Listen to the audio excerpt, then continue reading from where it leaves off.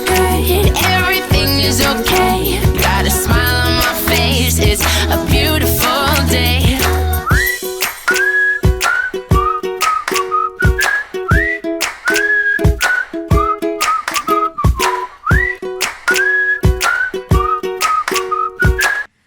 May entrata. Todo paliwanag sa pagsiselos ni Edward Barber.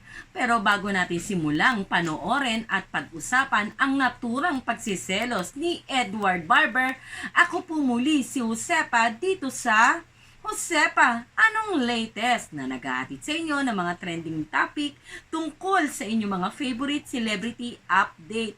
Heto nga sa kakatapos lamang na I Want ASAP ay hindi nga naitago ni Edward Barber ang pagsiselos na todo paliwanag naman itong si Maymay and Trata.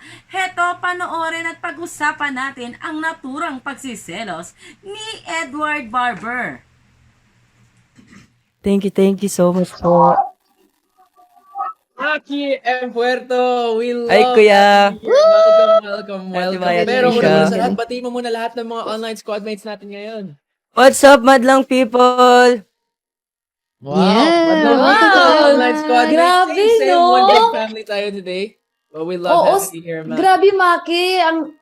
Ang laki ng pinagbago mo. Nasubaybayan ka namin sa TNT Kids at nakilala ka worldwide talaga. Ngayon, binata ka na at napakagaling mo pa rin talaga. Thank you po. Grabe, walang Paano kumpas. mo, Totoo yan, di ba? Ako man, hindi ko man siya nakilala, di ba? Dati ang liit-liit pa niya, talagang batang-bata pa. Ngayon, binatang-binata na talaga siya, di ba? Kahit ako, hindi ko na siya nakilala. Biruin mo nga naman, napakabilis talaga ng panahon. O siya. Ipagpatuloy na natin ang nasabing video.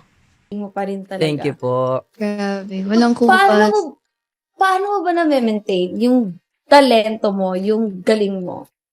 Siguro po nakatulong po yung Kumu kasi po nagla-livestream po ako every Wednesday and Friday. So, hindi po ako nakapag-stop nung pandemic na kumanta. So, patuloy pa rin po. Kaya siguro po, nabanat po ngayon. Okay pa rin.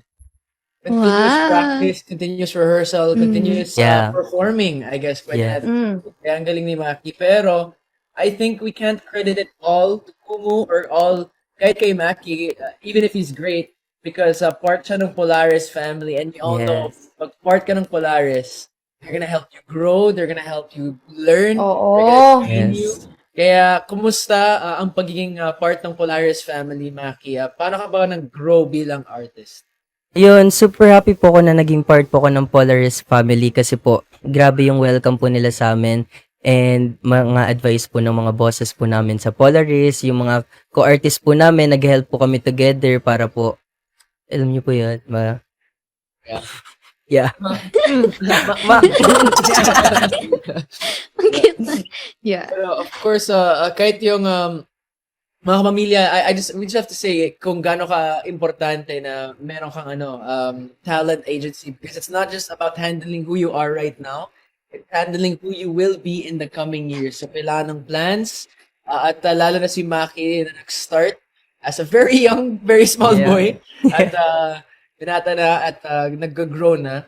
They're also looking at the future for him as well. At masasabi natin, bright naman ng future ni Maki as well. Pero Maki, looking into the future, lahat ng mga pwede mong gawin, ano ba yung mga dreams mo? Hindi lang sa performing, pero magde-delve ka ba sa iba't ibang klaseng crafts or arts as well? Yes. Si Edward talaga, ang galing-galing talaga niyang ang galing-galing talaga niyang bumato ng ng question sa kanilang mga guest, di ba? Talaga namang alam mong pinag-aralan niya kung sino yung kanilang mga guest, di ba? Talagang inaalam niya kung ano yung mga kaganapan ng kanilang mga guest. Kaya talagang ang galing niya talagang bumato ng question, di ba? Ang sarap lang panoorin, di ba? Eto, tuloy na natin. Wala lang, ano ba tawag dito? Napansin ko lang na ang galing talaga ni Edward Barber magbato ng question sa kanilang mga guests. Arts as well? Yes po, I actually wanna try acting po kasi po na-try ko na po siya before. So, gusto ko po siyang ipagpatuloy and also yung singing while dancing po. Ooh. Wow! Kasama Hindi ko lahat alam sa yung picture. dancing, ah. Sumasayaw pala si Maki. Konti lang po. Ay, Wow. Pero, Turo na. hindi. Pag Pag may masipag nagsasabi ka, ng konti lang, hindi lang Mag-i-improve at mag-i-improve ka. Yes. Oo. That's true. Pero alam mo, may nakita akong viral kayo kasi sa TikTok. Kayong tatlo, kumanta kayo ulit dun sa concert yata ni Keeper. Kiefer. Yeah. So, ano yung pakiramdam na bumalik kayo ulit tatlo, nagkanta kayo ulit tatlo with audience talaga, nandun yung mga fans nyo. Alam nyo kaya ang sarap magkasama itong si Edward Barber at saka si Maymay Entrata sa isang talk show, diba? Kasi kung si Edward Barber, magaling siyang bumato ng mga question sa kanilang mga guests. Eto namang si Maymay Entrata, para lang siyang nakikipagkwentuhan, diba? Parang nasa bahay lang kayo na nakikipagkwentuhan ka sa inyong bisita. Kaya naman, hindi nakaka-bored panoorin, diba? Talagang suwak na suwak itong si Maymay Entrata at Edward Barber, diba? Kapag sila ang nag-host, diba? Sa isang TV show o sa isang talk show, kumbaga hindi ka maboboard kung si Edward Barber napakagaling magtanong sa kanyang mga guests. Ito namang si Maymay Entrata ay para lang nakikipagkwentuhan, diba? Na parang nasa bahay lang kayo at isa ka sa kakwentuhan nila, 'di ba? Ay nako, napakagaling talaga ng ating mga lodi. O siya, ipagpatuloy na natin ang naturang question and answer ni na Maymay Entrata at Edward Barber. At talaga namang si Misha, ayan, pasensya na, diba? Medyo hindi na nakakapagtanong si Misha at talaga namang si Edward Barber at si Maymay Entrata ay nagbabatuhan na ng mga question nila sa kanilang mga guests. Sa kanilang guests. Super nakakamiss po yung feeling kasi po matagal po kaming hindi nakapag-perform tatlo. And masaya rin po ako dahil yung mga nag-aantay po na TNT Boys fan is, ayun po, nakita po nila na nakakanta po kami ulit. Ng flashlight pa rin. Diba? Oo. Flashlight pa rin. Pero parang Ang cute. iniba niyo yung version Yes niyo. po. Kasi po yung boses nga po namin ngayon. Pa na. Oy, Oh, kumusta hindi. yun? Kasi, Maganda pa rin. Nag-grow Maganda. na kayo. May- Iba na yung Maganda. boses nyo. So, Kasi paano kayo, nag-trending yun eh. paano ba kayo nag-adjust, Maki, sa Oo. growth ninyong tatlo in your voices? Super hirap po kasi po yung puberty. Akala po namin dadaan lang. Dadaan lang po siya pero ang tagal. No? Oo nga. Sana nandito Yes. si Darren para magbigay siya talaga ng Opo, advice. opo. Kasi naalala ko, sinabihan niya is Dito ako may mga... gusto mong advice. Hindi, kasi naalala mo lang yung sinabi ni Darren to keep on singing talaga. Para masanay yung boses mo na... Yung voice. Oo, Opo. kasi mahirap talaga yun. Opo. Ay nako, eto talagang si Edward Barber. Napakasilosong bata talaga naman ito. At eto naman kasi si Maymay Entrata. Bakit naman kasi naghahanap ka pa ng ibang example? Nandiyan dyan naman si Edward Barber na isa rin namang singer na dumadaan din sa mga ganyang, ano bang tawag dito? Puberty ba yung tawag doon? Dahil lahat naman talaga ng mga lalaki na teens, pag sila nag-a-adult na o nagbibinata, ay nagbabago talaga ang kanilang boses. At na-relate naman talaga dyan itong si Edward Barber. Ba't naman kasi naghahanap ka pa ng ibang example, Maymay? Ayan tuloy, nagselos tuloy ang iyong Edward Barber. Ang other half ng Mayward na si Edward Barber, diba? Sana sinabi mo, ayan si Edward, hingi ka ng payo, diba? Kung sino pa yung wala, yung pang hinanap mo, di sana si Edward na lang. Napakasiloso naman talaga nito ni Edward Barber. O, diba? Napaka-cute magselos ng batang ito. At ito namang si Maymay Entrata ay todo paliwanag sa pagsiselos ni Edward Barber kay Darren Espanto. O siya, bago pa tayo himatayin sa sobrang kilig, ipagpatuloy na natin ang nasabing video. Dito ako may mga- gusto mong advice. Hindi, kasi naalala mo lang yung sinabi ni Darren to keep on singing talaga. Para masanay yung boses mo na... Yung voice. Oo, Opo. kasi mahirap talaga yun. Opo. Oh, there you Yun go. talaga yung pinaka na-challenge kayo, yung bumaba yung boses nyo. Opo, yun po yung pinaka-challenge po sa aming tatlo actually. Oh. But So, with you that guys are challenge, still amazing talaga. na-overcome nyo at Ah. naging Oo maganda yung nga. performance. Mm-mm. Pero sana rin sa acting world, Opo, Maki, opo. sa lahat sa current pool ng artist, I guess you can say kung may acting piece, siguro meron kang nanay there, nanay or tatay o mga kamag-anak sa show. So, throughout all the different artists, we have the likes of Miss Angelica, siguro Miss Jody. Sino ba ang gusto maging mga ka-family mo, I guess?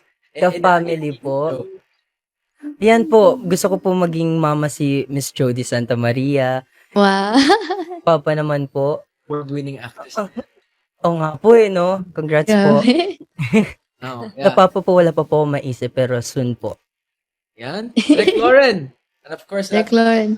Rick! And Polaris, everyone, we all know what we have to do. Pero, palapit ang Pasko. 14 days na lang, Maki. Grabe! Bilis! Just wanna Bilis, ask as well, bilis. ano ba yung mga plans mo this coming Christmas? Ang plans ko po is magstay sa bahay and umattend po sa reunion ng family po namin. Aww. Ah. Love it.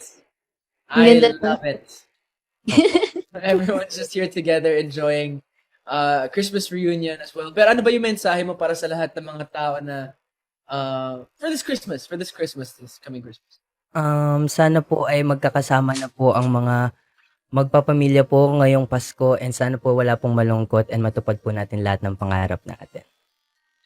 Yun. Ah, ang At ganda yung naman. mensahe mo naman sa mga fans mo na hanggang ngayon, talaga grabe. nga po. Yung Ayan, sa support lahat mo. po ng patuloy po na sumusuporta sa akin at sa TNT Boys, maraming salamat po and sana po mamaya manood po kayo sa concert naman po ni Francis. There you go. Wow! Wow! Congrats! Mag-guest ka ba, Maki? Opo, magigess po ako sa concert ni Francis mamaya po sa Kumu. There you go. Uy! Nood tayo, guys. Yay. Pwede ba namin malaman kung nandun, di ba magkakanta kayo ulit tatlo doon? Opo. Sa- Kaming dalawa lang po kasi si Kiefer po nasa Davao. so, I see. pwede ba namin malaman kung ano yung mga preparations nyo sa concert ni Francis? Yan, marami po kaming duet ni Francis, so abangan po nila. Kaya manood po kayo mamaya talaga. 8 p.m. po magsa-start. Yun. Ikaw ba may excited. concert ka din ba? Tapos na po, nag-birthday concert po ako sa Kumu rin po. Oh. Grabe. Pero Sobrang- may chance bang magkasama kayong tatlo? Magko-concert kayong tatlo ulit? Yes po, syempre po, di ba po direct? So, meron! Para naman abangan ng mga fans nyo.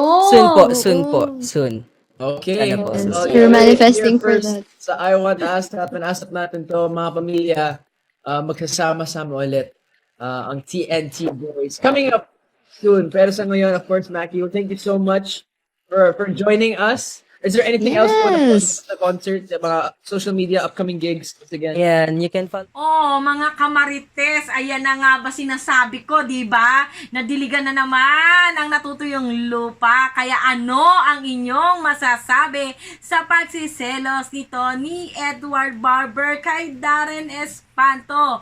I-comment nyo na yan at ano rin ang inyong masasabi sa todo paliwanag naman itong si Maymay Entrata sa pagsiselos ng isang Edward Barber. I-comment nyo na din yun dyan at ating pag-uusapan sa aking mga susunod na video. O, paano mga kamarites, kung gusto nyo maging updated kina Maymay Entrata, Edward Barber na mas kilala natin at minahal sa tambalang Mayward, ay huwag po ninyong kalimutang mag-subscribe. I-click po ang bell button para lagi po kayong updated dito sa aking mga latest video. O, paano mga kamarites, hanggang sa susunod na update dito kina Maymay Entrata at Edward Barber. Ako po muli si Josepa. Hanggang sa muli. Paalam! Pero parang iniba nyo yung version Yes nyo. po, kasi po yung boses nga po namin ngayon. Wala. Oy, Kumusta hindi. yun? Kasi, Maganda syempre, pa rin. nag-grow Maganda. tayo, iba May- na yung Maganda. boses nyo. So, Kasi paano kayo, nag-trending yun eh. paano ba kayo nag-adjust, Maki, sa Oo. growth ninyong tatlo, your voices? Super hirap po kasi po yung puberty, akala po namin dadaan lang. Dadaan lang po siya pero ang tagal. No? Oo nga. Sana nandito Yes. si Darren para magbigay siya talaga ng Opo, advice. opo. Kasi naalala ko, sinabihan niya is Dito ako may mga... gustong advice. Hindi, kasi naalala ko yung sinabi ni Darren to keep on singing talaga. Para masanay yung boses mo na... Yung voice. Oo, Opo. kasi mahirap talaga yun. Opo.